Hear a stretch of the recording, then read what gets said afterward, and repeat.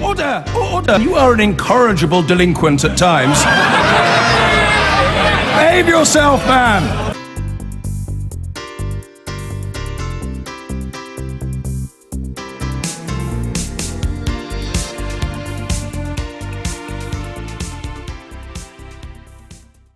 Let's take a look at Big Ben. Have a seat. There it is. Bit of a rainy day in London town today, but it means that Prime Minister's Questions is on its way. Not all that. We've also got Laura Kuenssberg. Welcome. What do you think the Leader of the Opposition is going to go on today? I think it's unlikely that he will not raise the job losses in the steel industry. I think the very awkward optics of the leader of China being paraded down Whitehall in a golden carriage while almost at exactly the same time workers around the country were being told that their jobs were either disappearing or likely to disappear is an extremely valuable subject as far as the Labour benches are concerned for Jeremy Corbyn to raise, and I think the two local MPs who were affected by the announcements yesterday will raise it themselves in any case, but I think that Jeremy Corbyn will raise that. And I think today we are going to see through the course of the political day Number 10 having to respond to that particular issue. The pomp and ceremony of the Chinese visit has sort of all gone terribly well, and they want to focus on the business deals that are being brought in, but there's an awkwardness to the timing of this and the presence of the Chinese Premier here at the moment. With these steel mills closing at the same time. Indeed. Though isn't the Prime Minister likely to say, he may not say it, but the reality is that if it's a matter of dumping, which is illegal under world trade rules, that's not a matter for us, it's a matter for the European Union. And this is what the Business Secretary Sajid Javid sort of was kind of struggling to get off the hook with yesterday, to do two things. At the same time, say to people around the country, we're doing all we can, but at the same time acknowledge, certainly there's that question of the European Union, but also this is a world industry, there's a global industry, and there's only so much any government can do. Well, let's see what's going to happen. Laura, thanks for that. Let's go straight over to the comments. And others, and in addition to my duties in this House, I shall have further such meetings later today. Susan Ellen Jones. Thank you, Mr. Speaker. I'd like to thank the Prime Minister for that.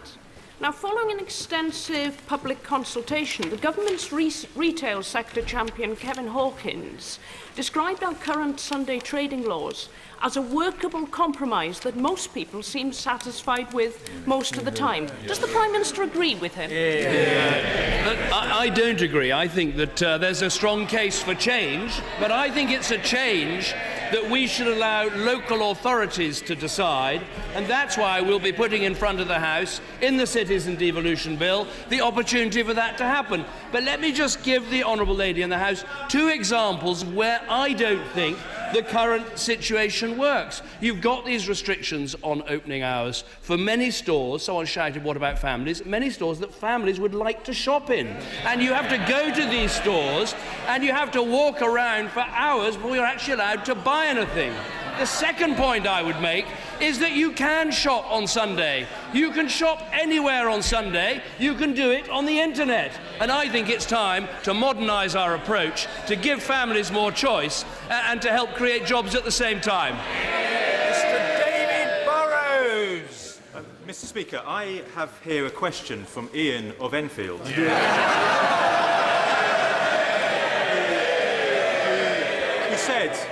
He said, this is an appeal to help those who no longer have any dignity and self-respect, the down and outs. We call for a constructive attempt to tackle this growing urban problem. These words, nearly 50 years ago, of the late and great Conservative Member of Parliament for Enfield West, Ian MacLeod, resonate today. So can the Prime Minister's all-out assault on poverty tackle and prevent homelessness? Very grateful to my honourable friend, and Ian MacLeod was indeed a great statesman and a great politician, and someone who believed, like I do, that we should be as active in social reform as we are in economic reform. Now, when it comes to tackling homelessness, we do have the Second Night Out initiative, which is working, particularly in London, to find a home for people, but frankly we have to do more, particularly, as he has said, with the troubled families who need an intervention to help them, often with mental health issues, and make sure they get all the help that they need to deal with the problems they have, to make sure they not only have a roof over their head, but a job and a livelihood too. Jeremy Corbyn. Thank you, Mr. Speaker.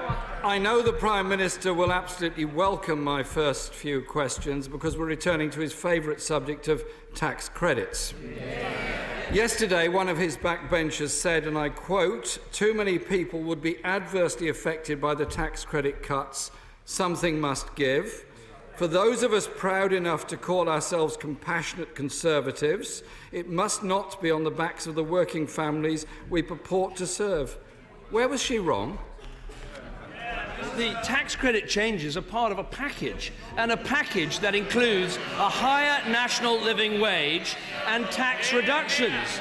And I think that is the right approach for our country. Let's make work pay, let's allow people to earn more, let's cut their taxes, and let's make welfare affordable. And I'm delighted that once again this measure passed the House of Commons last night in a big majority. Jeremy Corbyn! Well, if the Prime Minister is keen on tax credits helping people into work, I've got a question for him from Lizette, who, I quote, says a lot of people are setting up their own businesses as self-employed, especially in rural areas where job vacancies are limited and pay is often low. Tax credits help them until their business becomes established. So cutting tax credits damages her life opportunities and the life opportunities of anyone she might employ. Does he not see the value of giving support to people trying to improve their lives rather than cutting their ability to survive properly?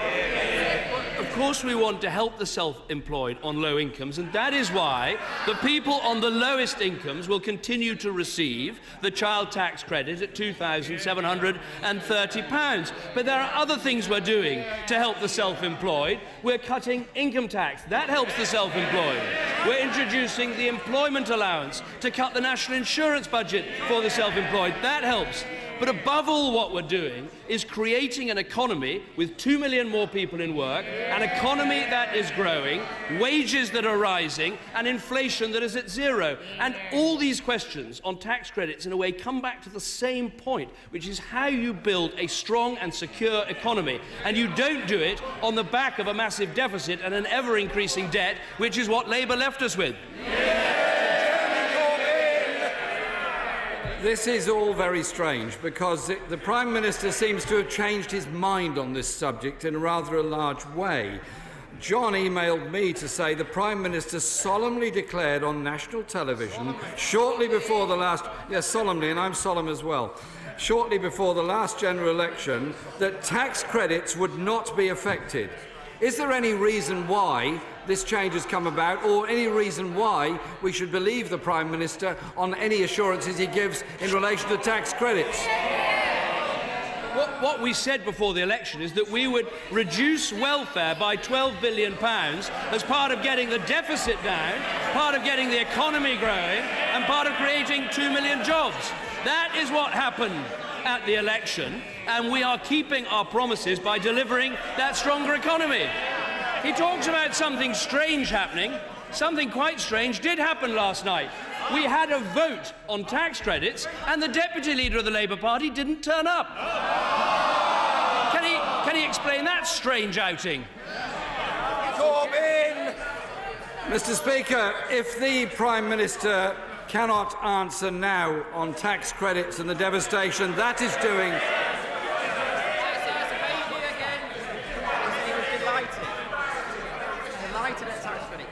Thank you. And the devastation that the cuts are taking on many people's lives, can I ask him to deal with another subject? That is the steel industry. Does he appreciate the devastating effects of the government's non-intervention in the steel industry are having on so many people? I've got a question from a maintenance fitter at the Tata Steelworks in Scunthorpe. He's helping to produce steel for Network Rail and many companies that were exporting it. He wants to know what the Prime Minister is going to do to support the steel industry and its workers who are now facing redundancy. Is it not time to walk the walk rather than talk the talk about an industrial strategy? Look, we do want to help our steel industry, and we recognise... Well, I will set out exactly how we will help the steel industry. It is in a very difficult situation. World prices have collapsed by more than half. The surplus capacity in the world is more than 50 times the UK output, but our plan is to take action in 4 vital areas: in procurement, in energy costs, in unfair competition and dumping, and in tax and government support. Now, honourable members opposite are saying, what have you done so far? Well, let me take one example.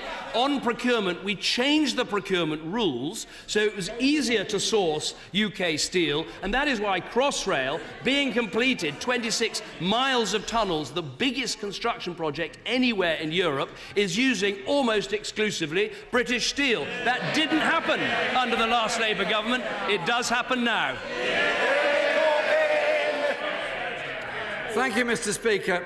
Isn't the real problem the government doesn't actually have an industrial strategy to protect the most important industries we have in this country? If they had, they wouldn't have had to have been dragged kicking and screaming to this House 3 times in the last 8 days. Thousands of jobs have already gone at risk in Redcar, Scunthorpe, Rotherham, Motherwell, Cumberslang, Wrexham and across the West Midlands. Isn't it time for concrete action today so that there is government intervention, there is support for our industry, and we do have a viable steel industry for the long term, which this country desperately needs to have? We do want a strong and viable steel industry, and that means taking action across all of the areas that I mentioned. Let me mention another one: energy costs. We've already put £50 million into cutting energy costs, and our plans will mean hundreds of millions of pounds extra to cut energy costs. Now, honourable members opposite... Order. I apologise for having to interrupt the Prime Minister. Mr Blenkinsop, a statesmanlike demeanour is what I would hope for from someone who served with distinction in the opposition whip's office. Calm yourself or take a sedative. Prime Minister.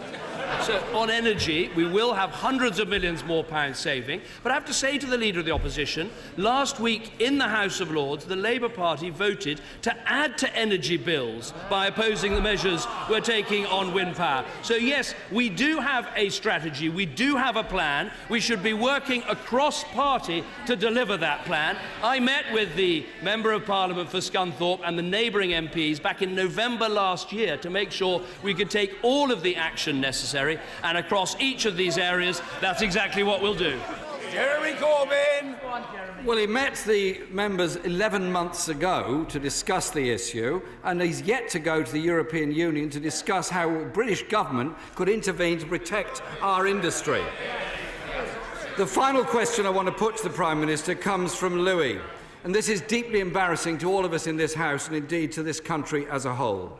This country, the United Kingdom, is currently being investigated by the United Nations Committee on the Rights of Persons with Disabilities because of allegations of grave and systematic violations of disabled people's rights. This is very sad news indeed, but even more sad is the news that we need to be investigated because of some violations that have occurred. Will the Prime Minister commit now to cooperate fully with the inquiry and publish in full the government's response to this inquiry, so that we ensure people with disabilities are treated properly, legally, and given full respect and opportunities within our society?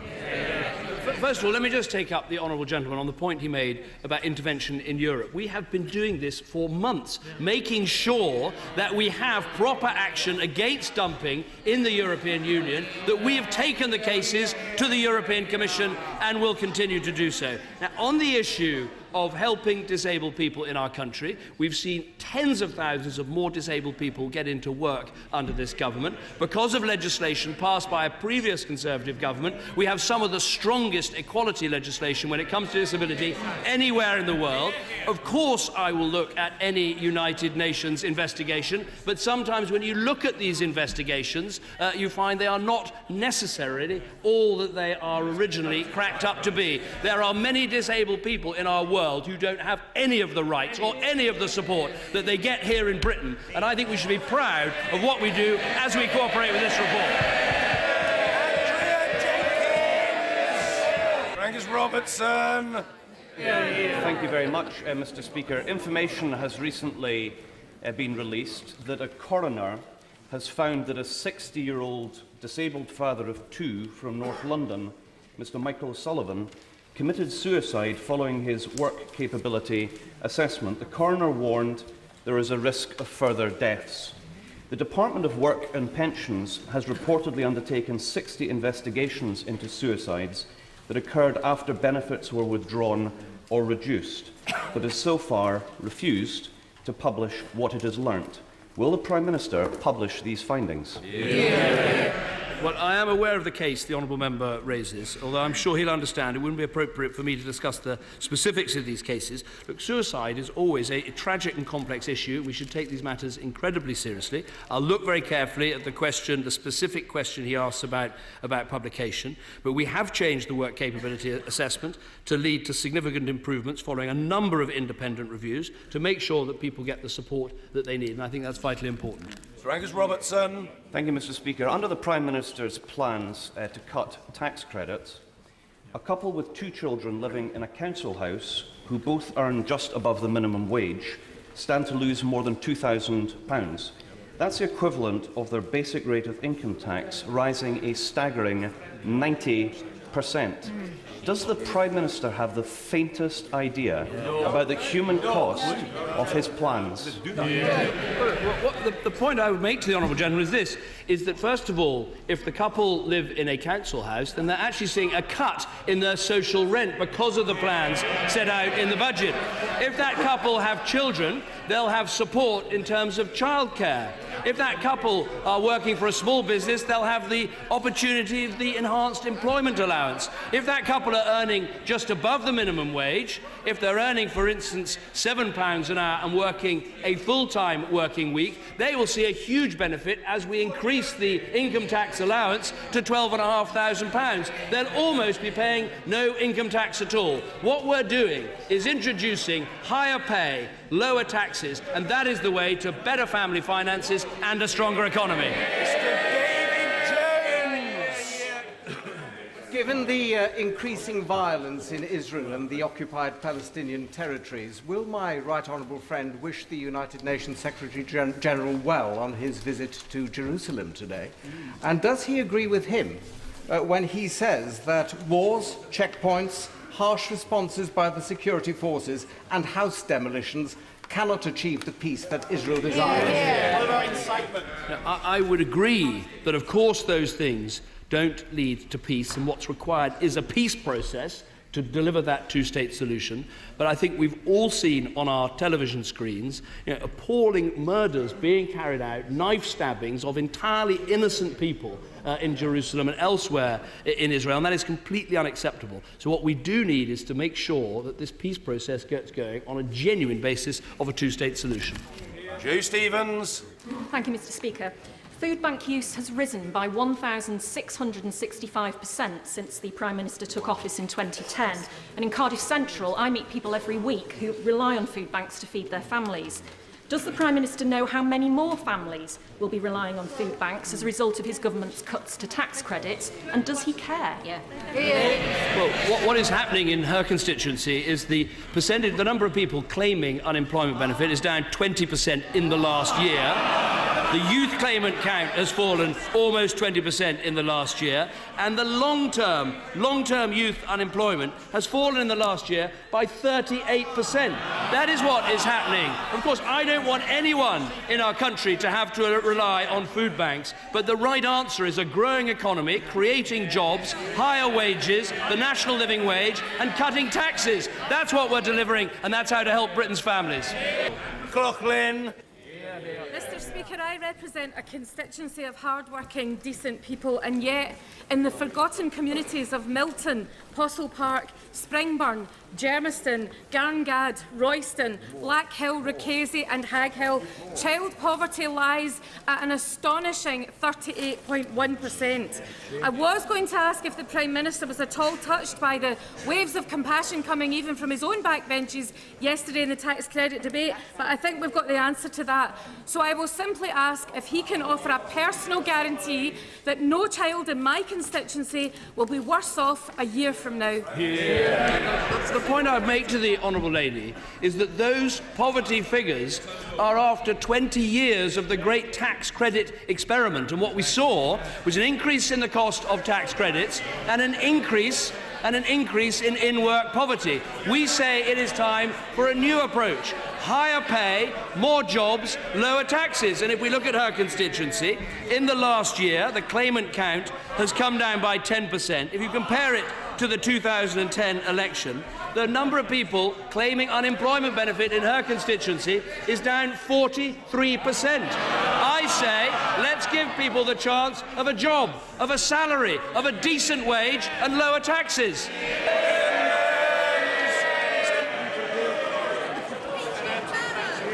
I'm very grateful, Mr. Speaker. Mr. Speaker, this morning I've been contacted by John, who is a junior doctor in Newcastle, and Alex, who's a junior doctor in my constituency of Gateshead. And they've asked if I can ask the Prime Minister how much longer is he going to continue supporting the Secretary of State for Health, Jeremy Hunt, when virtually the entire health service have no confidence in him. Well, I support the Secretary of State because I think he's doing the right thing in increasing investment into our health service by £10 billion across this Parliament. And let me speak very directly to the junior doctors who he quite rightly represents. The plans that we have are not for increasing junior doctor hours. They are not for cutting junior doctor pay. They're not even for making savings in the overall amount that junior doctors receive. It's about making sure the health service works better for doctors, but above all, for patients. It's part of delivering the 7-day NHS that I think should be the objective of every Member of Parliament and everyone in our country. Can the PM tell the House what plans are in place to ensure the interests of all devolved nations are taken into account in his forthcoming letter to the European President, Donald Tusk, on EU reforms? And with this in mind, what plans are in place to ensure the devolved nations are represented in renegotiation discussions before the EU summit in December? Well, my right honourable friend, the Foreign Secretary, has met recently with the First Minister of Scotland to discuss the issue of Europe. But what I would say to the honourable gentleman is, first of all, Scotland voted to stay in the United Kingdom. And the Edinburgh Agreement said that we should respect the decision the Scottish people made, and we had a United Kingdom general election for a United Kingdom referendum. But let me just say, on this day of all days, I was rather hoping he might raise the fact that because of the Chinese state visit today, Alexandra Dennis, the bus maker in his constituency, is signing a £2 billion deal that is going to provide thousands of jobs. Rees-Mogg. Mr. Speaker, does my right honourable friend share my concern that if the other place were to vote against working tax credits, this would be a serious challenge to the privilege of this House, a privilege codified as long ago as 1678? And does he further share my concern that this would then entitle him to review the decisions of Grey and Asquith in relation to creating more peers to ensure the government can get its financial business through? I think my honourable friend makes an important point. His knowledge of history is clearly better than mine. I thought the key date was the 1911 Parliament Act. But clearly, under that Act, it's supposed to be that issues of finance are decided in this House. Now, this House has now decided twice in favour of this measure, once when voting on the statutory instrument, again last night in a vote put forward by the opposition. And I think the House of Lords should listen to that very carefully and recognise that it's for this House to make financial decisions, it's for the other House to revise other legislation. Thank you, Mr. Speaker. My constituent, Esther Seborn, is a working mother of one, and she's worried. She earns above the so-called national living wage, but is set to lose around £1,700 per year if the government's changes to tax credits go ahead. What has the Prime Minister got to say to Esther? Well, what I would say to Esther is that we want to help by making sure that we cut her taxes so that her first £11,000 is entirely tax-free. That comes into effect next April. If Esther has children, we want to help with the childcare, not just for the 2-, 3- and 4-year-olds, but also with tax relief on childcare in future years. That if Esther is running a small business, we're helping through the employment allowance. So in all those ways, but I would say to Esther and to everybody else, this is a package. We want to see higher pay, lower taxes and reformed welfare. And the biggest damage to Esther and to all those in that situation, the biggest damage will be to return to Labour's high taxing, high spending, high borrowing, wrecking our economy. James Morris! Thank you, Mr. Speaker. Extremism is one of the biggest social problems that we currently face in Britain. Would the Prime Minister agree with me that we need to redouble our efforts through the government's counter-extremism strategy to redouble our efforts to address this scourge of extremism in Britain? Well, I think my honourable friend is absolutely right, and that is why we've passed the prevent duty and put that duty on every public body in our country, on schools and colleges and universities. And the Home Secretary and I were in a school in Luton this week listening to teachers who said that's actually made a real difference, and referrals into the Channel programme are happening far more quickly because of the changes that we've made. Look, this is going to be the struggle of our generation, fighting extremism and recognising that we have to attack it before it becomes violent extremism. We have to undermine the awful narrative of victimhood and grievance which so many are using, which eventually leads to violence. Anna Turley. Thank you, Thank you, Mr. Speaker. On the 16th of September, the Prime Minister told this House that he would do everything he could to keep steelmaking on Teesside. He failed. And now we learn that £30 million of the support package that the government promised for retraining and economic regeneration is not only going towards the statutory redundancies of those who lost their jobs, but I also have an email here from the Northern Powerhouse Minister to a constituent in Stockton South that says it's also going to be used to pay for the final salaries of those who lost their jobs in the last month. This is an insult. I'd like to ask the Prime Minister, how much more injustice does he think the people of Teesside can endure? We will do everything we can to help, including the financial package that she's set out, making sure that we help people with retraining and with new opportunities, making sure that we help bring new industries to the area. But let me tell the Honourable Lady what we can't do. We can't in this House set the world price of steel. We can't overcome the fact that the SSI plant had lost £600 million in this Parliament. Those are the facts. And those are the facts that members opposite, frankly, have got to engage with. Mr. Nick Dakin. Thank you, Mr. Speaker. Did the Prime Minister make clear to the Chinese President the urgent need to stop Chinese steel dumping? And if so, what was the response? And will he meet once again with North Lincolnshire MPs to see what further can be done to support steelmaking in Scunthorpe? Well, I'm glad that the honourable member was at the summit on Friday. I met with him back in November. Always happy to meet again with him and neighbouring MPs. When this question time finishes, I'm going straight to number 10 for several hours of talks with the Chinese President, and there's every opportunity to talk about this issue. I began those discussions last night, where I think the Chinese do recognise that they've got a huge overcapacity in their own steel industry, and that's an issue they have to address as well. But let me say again, I don't want to make promises I can't keep. We can't set the steel price here in this House. We can't set the steel price here in this House, and we can't go beyond the sorts of steps I've talked about on procurement, on energy, on industrial support. But let me just remind members opposite, they might like to remember something of their own record. Under Labour, steel production halved. Under Labour, employment in steel halved.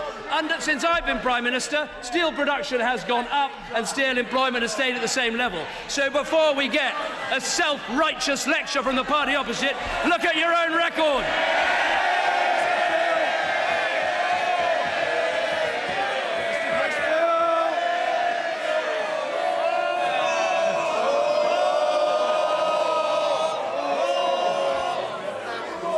First from Mr. Phil.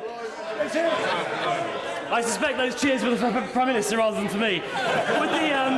Would the Prime Minister agree that one of the reasons why some steel plants have suffered difficulties is because wholesale electricity prices in this country are twice the level of Germany? And one of the reasons for that is that the former Labour Party leader, the member for Doncaster South, imposed a large number. Would he agree that the green taxes imposed by the last government are significantly responsible? Order. We don't need to waste time with this. It's got nothing to do with government policy. Mr. Hal Williams. Mr. Williams. Thank you. Order. Nothing to do with current government policy. Mr. Hal Williams. Thank you, Mr. Speaker. Thank you, Mr. Speaker. Thousands of people who installed cavity wall insulation now have damp, mouldy houses as the system fails and lets in rainwater. Many were misled that this was a government scheme and now find that the industry guarantee difficult to access and insufficient. Will the Prime Minister take a personal interest in this scandal to ensure that older and disabled people in particular are fully compensated and that further reputational damage to the government's energy conservation measures is averted? I'll look very carefully at that issue, because actually it goes to a larger point, which is that the obligations we put on energy companies do lead to higher prices. And this goes directly to the point that my honourable friend was quite rightly trying to ask. And even last week, the Labour Party in the House of Lords was voting to put up energy prices. That impacts steel users. So they ought to start trying to do the same thing in the House of Lords as in the House of Commons. Order! Prime Minister's questions comes to an end. PMQs is down in the order book for 30 minutes. It's now regularly 40 minutes. It was 38 minutes today. The Speaker probably likes presiding over it, since it's the one bit of Parliament that is broadcast live on network television. That would be us, the Daily Politics. And Jeremy Corbyn began 3 questions on child tax credits, which caused the Prime Minister a little bit of discomfort as he went through some of the reductions in income that people would experience when these changes are made. But then, as he had the Prime Minister, you may have thought, on the ropes after the 3rd question, he changed subjects and moved on to steel. I suspect the Prime Minister was quite relieved about that. We'll talk about steel in a minute to see what either Labour or Conservative would do about it. And then Angus Robertson returned, the SNP leader in the Commons. He returned to the matter of tax credits as well, and also brought up a coroner's report on a suicide that after there had been a DWP work assessment done there. The Prime Minister didn't want to comment on the details. That was what was covered. It was a relatively rowdy PMQs for the new politics that are supposed to have overtaken us in recent weeks. What did our viewers make? Lots of response on tax credits and the changes being proposed. John Wakefield said on the issue of working tax credit, was I imagining it, or did David Cameron state that there would be no changes to working tax credit if elected, when the question was put to him by David Dimbleby during one of the pre-election debates. This from Martin Bristow. Tax credits are a totally unsuitable and unsustainable vehicle. The enormous rise in their costs has to be addressed. Unlike Chris Bryant, name-checking you, I hope the government sticks with this aspiration to control and cap welfare. Anne Kennedy says Jeremy Corbyn is looking better and better. David Cameron getting cross shows a man under pressure. But this from Simon Plattman, Corbyn's calm and collected strategy is backfiring as it allows David Cameron to deliver seemingly plausible, calm and collected responses. And Ed Buxton says a wider observation, the government front bench looked very glum today. Very well.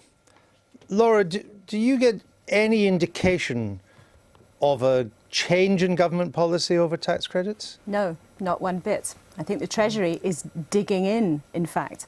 Now, many wise heads in Westminster believe very strongly, ultimately, they are going to have to move on it. When constituents start getting letters landing on their doormats saying how much money they're actually going to lose out, MPs will then get more and more constituents going to them.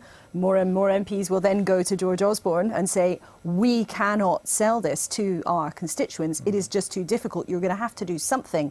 Except that there are 2 comparisons being made. One, 10p tax, where Gordon Brown had to move, and move expensively to make up for that miscalculation. The other example, though, that other people are talking about is George Osborne's changes to child benefits. He announced them with a flourish at Tory party conference that he was going to get rid of child benefit for higher rate earners. There was, for a while, a similar backlash, with the Daily Mail in particular campaigning against that. George Osborne did not budge.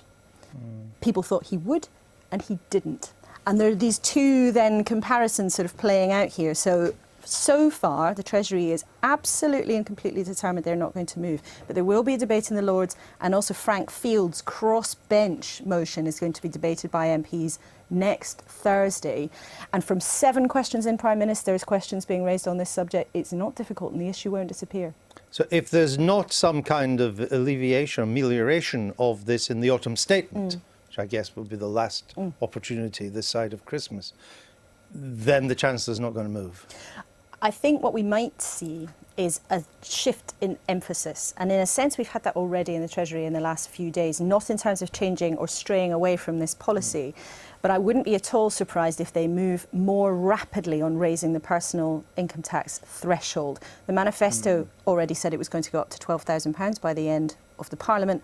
I wouldn't be surprised if at the autumn statement, or then which could be enacted in the budget in March, just before this change actually comes in, if there's a more rapid increase in the income tax allowance. Now, the problem with that, it doesn't actually help lots of the people who are affected by this. It doesn't have a lot of people on part-time work who are already well below the tax threshold. And it's very expensive to do. So it would be a classic sort of sledgehammer cracking of a nut. But there aren't things alternative to that the Treasury is looking at the moment. Officials are, I think, partly out of courtesy, looking at what's been put forward by Frank Field, but they're not on the verge of announcing a big U-turn here. But of course, they're digging in. If they ultimately change their mind, climbing out of the pit, it's going to be much more politically painful. Well, they will have ignored Dennis Healy's law of holes. When you're in one, stop digging. And they will have to dig themselves out. Okay. I mean, it's the clash of personal experiences. People in their homes know their personal finances better than the Chancellor ever does. And that's what will, in the end, mean that he will have to reverse the changes. Well, all I'd say about that, and you'd agree, I'm sure, with this, that politicians are often accused of vacillating, of U-turns. You've been talking about it earlier with your own party.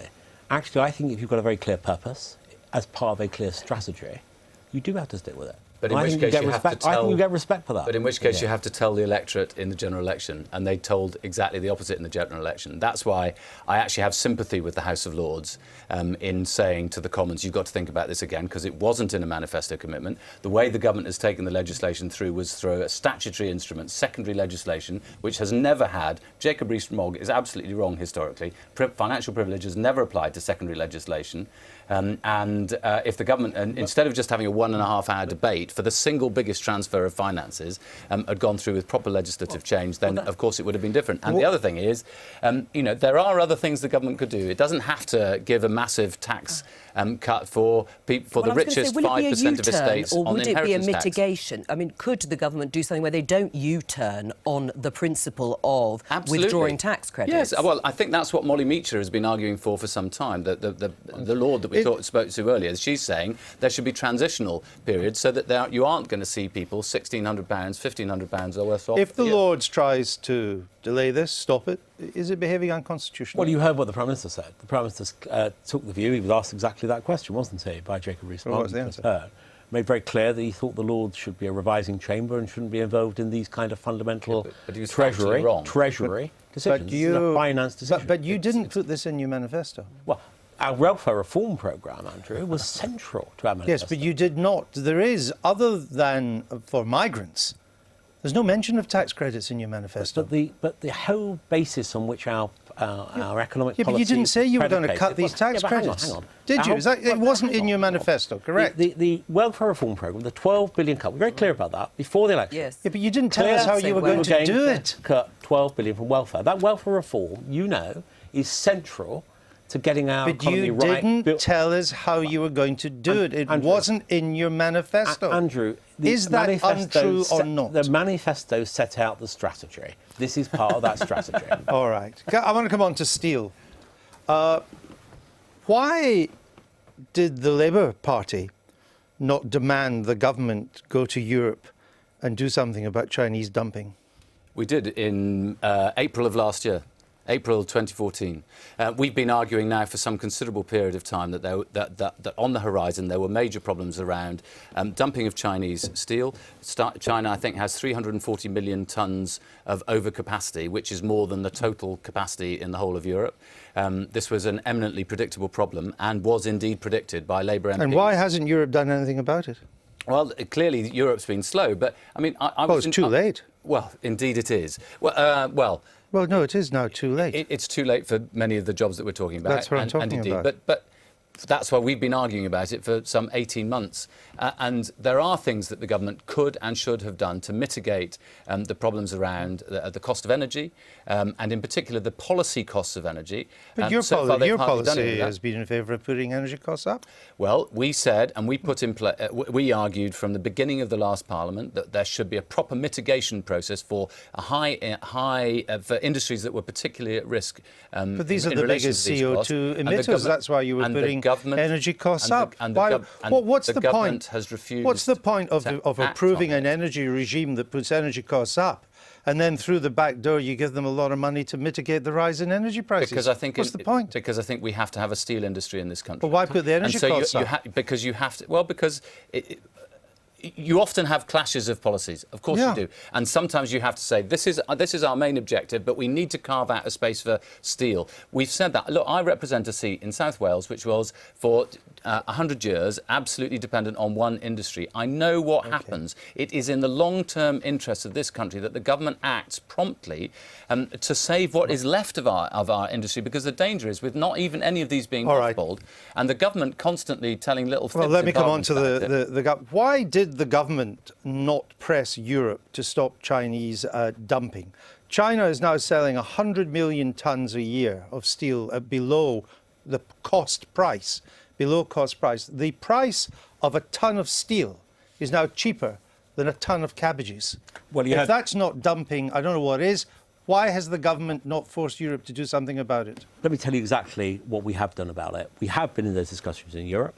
This is, as you said, and as the Prime Minister said a few moments ago, a worldwide problem. This is I know about that, but why has Europe not moved to do something about it? We have been in Europe making that case repeatedly. So what's happened? And we'll continue to do so. It's too late. Well, you say it's too late, but you say it's too late, but we are putting into place a series of measures to get this right. And that is about procurement. Let me ask you then. I'm asking you about dumping. I'm not asking you about retraining people, because that's now the inevitable alternative.